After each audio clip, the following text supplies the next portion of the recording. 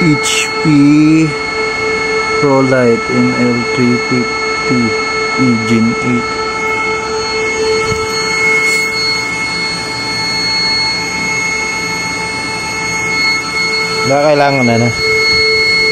Ano?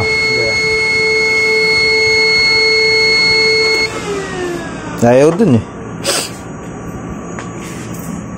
Ano sa baba?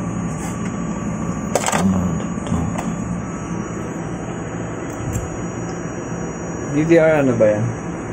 DDR3. 3 lang? Wala ba naman ng 4 nung ano. Lately lang ng 4. 3 o 10600 o.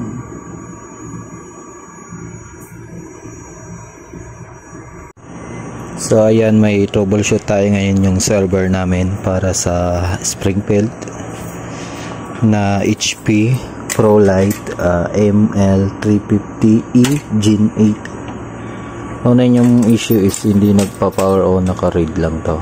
Tapos nag-power on na, hindi niya nadidetect tong RAM.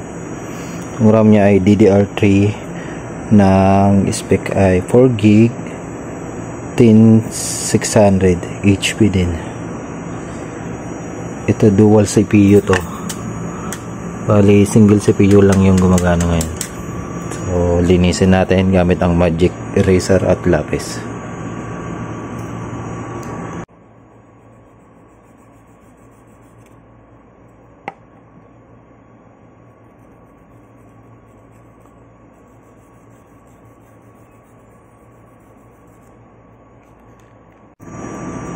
So yan, kabit na natin tong RAM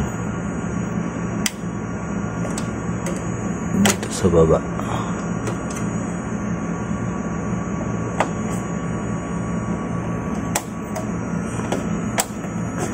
Kailangan pumitik tong lock na niya, tumunog. So lagyan na natin yung power.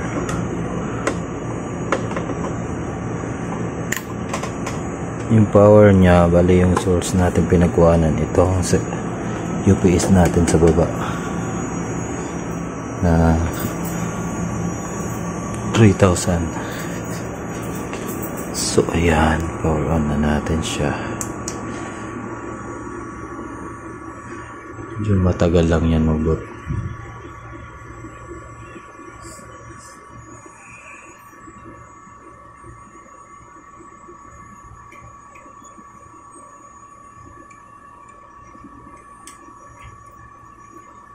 Yan na, power on na.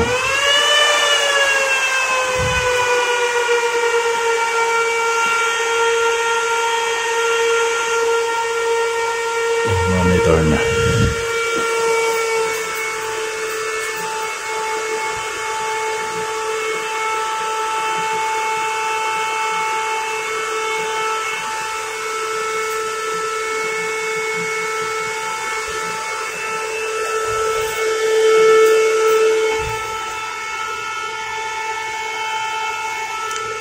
Papansin nyo, nakatagilid siya kasi troubleshoot natin siya kanina pa. Ayaw niya mag power on, kaya troubleshoot natin. Sayang, wag na siya.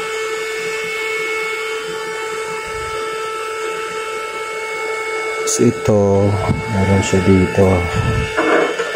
Ayan.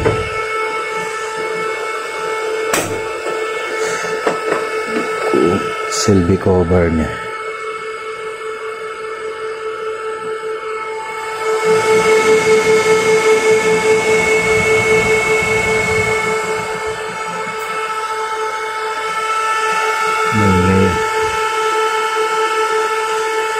Naka-processor pan niya dito. Ito dito. Lamig.